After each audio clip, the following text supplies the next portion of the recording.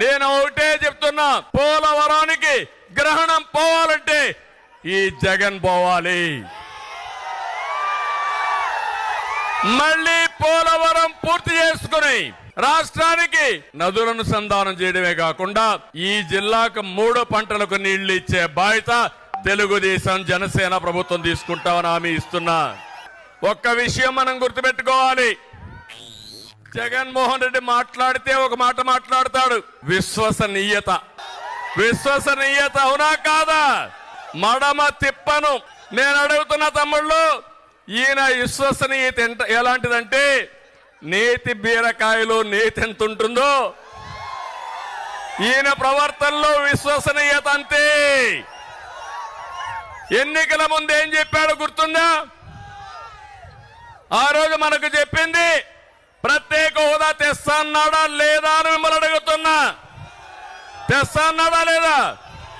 కేంద్రం మెడలు వస్తాన్నాడా లేదా? ఎన్నికలు అవుతారో ఏం చేశాడు? సాక్షాత్ మెడలుంచేసి. మీ పిల్లలు ఇంటర్మీడియట్ మరియు ఎంసెట్ చదువుతూ సబ్జెక్ట్స్ లో కన్ఫ్యూజ్ అవుతున్నారా?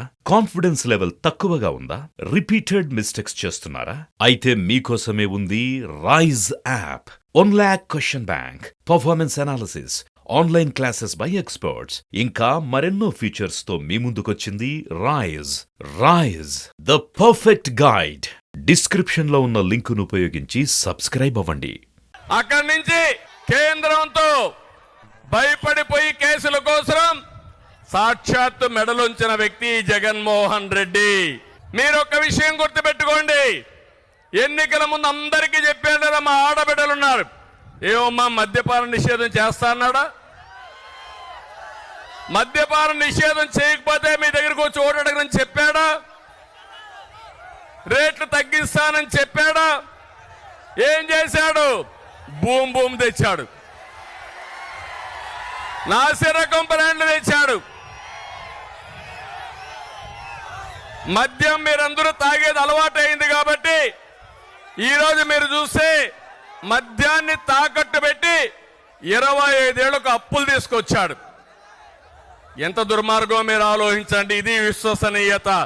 నేను అడుగుతున్నా, జగన్మోహన్ రెడ్డి గారు గాని వైఎస్ఆర్ కాంగ్రెస్ నాయకులు గాని మీకు ఓటు హక్కు అడిగే అవకాశం లేదు, ఆ అధికారం మీకు లేదు.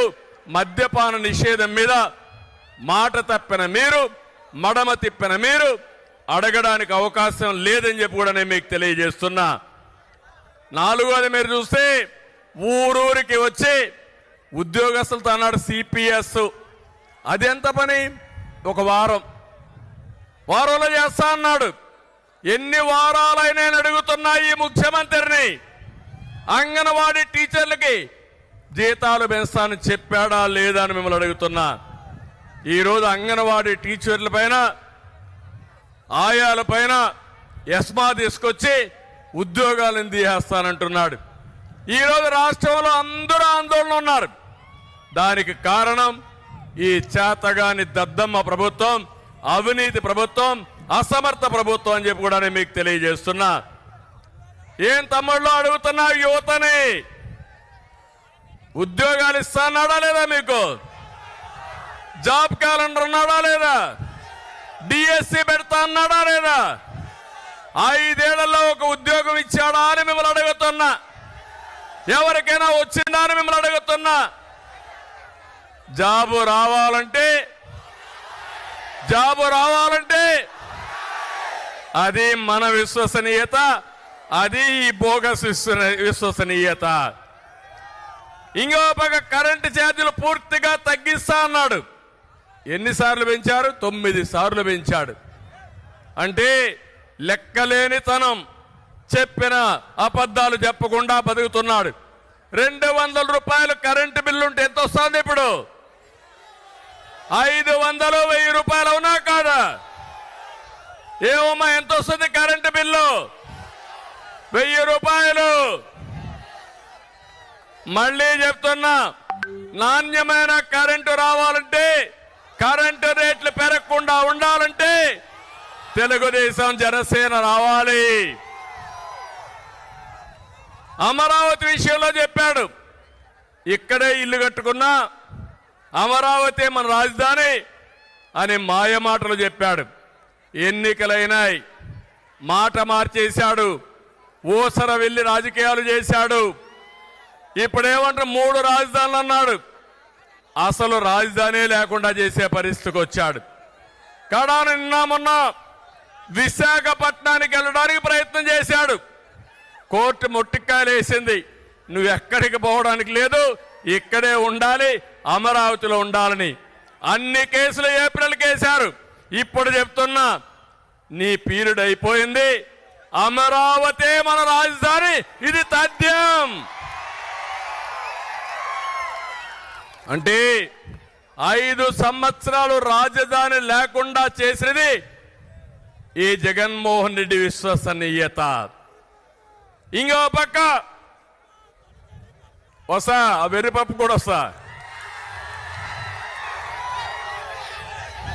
వివేకానంద రెడ్డిని చంపేసి నారాసుర రక్త చరిత్ర అని చెప్పి కడాన ఆయన కూతురి పైన కేసులు పెట్టి వేధించడం అంటే మీరు ఒక్కసారి గుర్తుపెట్టుకోవాలి. బాబాయినే చంపేసిన వాడు నువ్వు, నేను ఒక లెక్క తమ్ముళ్ళు అని మిమ్మల్ని అడుగుతున్నా. కడాన ఈరోజు మీరు చూస్తే చెల్లెలు, ఆ రోజు జగనన్న బాణం, జగనన్న వదిలిన బాణం ఏమైంది? ఈరోజు ఏమైంది? తిరిగి జగనన్న పైన తిరుగుతా ఉంది. వాళ్ళ ఇంట్లో ఉండే వ్యవహారం మనకు సంబంధం అంట, నేనే ఆడిస్తున్నానంట. అంటే ఆ రోజు కూడా నేనే పాదయాత్ర చేయించాను ఆవిడ దగ్గర, ఇప్పుడు నేనే పాదయాత్ర ఆవిడని తిరుగుబాటు చేశాను. అంటే సిగ్గు ఎగ్గు లేకుండా, చెప్పిన అబద్ధాలు చెప్పకుండా, కళ్ళార్పకుండా అబద్ధాలు చెప్పే వ్యక్తి ఈ జగన్మోహన్ రెడ్డి అని చెప్పి కూడా నేను మీకు తెలియజేస్తున్నా. ఇంకో పక్క మీరు ఒకసారి చూస్తే ఆ రోజు రిలయన్స్ మీద వైఎస్ఆర్ను చంపింది రిలయన్స్ అని దాడులు చేశారు, జ్ఞాపకం ఉందా మీకు? అప్పట్లో తర్వాత ఏం చేశాడు? రిలయన్స్ అధినేత వస్తే నత్వాని వాళ్ళ మనిషికి ఎంపీ రాజ్యసభ ఇచ్చాడు, జ్ఞాపకం ఉందా మీకు? అది ఈయన విశ్వసనీయత. ఇలాంటి విశ్వసనీయత ఉండే వ్యక్తిని ఏమనాలి నాకైతే అర్థం కాల. నిన్న మొన్న మీరు ఒకసారి చూస్తే ఒక మాట మాట్లాడుతున్నాడు, పెత్తందారులకి పేదవాళ్ళ మధ్య యుద్ధం అంట. ఏంటో నాకు అర్థం కాల ఇది. అంటే ఏం చేసినా జరిగిపోతుంది అనుకుంటున్నాడు. దేశంలోనే ఎక్కువ సంపద ఉండి ఎక్కువ ఆదాయం వచ్చే ముఖ్యమంత్రి జగన్మోహన్ రెడ్డి. 510 కోట్ల రూపాయల సంపద. దేశంలో ఉండే అందరూ ముఖ్యమంత్రుల ఆదాయం ఎంతుందో దానికంటే ఎక్కువ ఆదాయం సంపద ఈయనకుంది. నేను అడుగుతున్నా, ఇప్పుడు 5 ఏళ్లలో మీ ఆదాయం పెరిగిందా? పెరిగిందా మీ ఆదాయం? ఆయన ఆదాయం పెరిగింది. ఎట్లా పెరిగిందో మీకు చెప్పాలి కదా. ఇప్పుడు చెప్పే ధైర్యం జగన్మోహన్ రెడ్డికి ఉందా అని అడుగుతున్నా.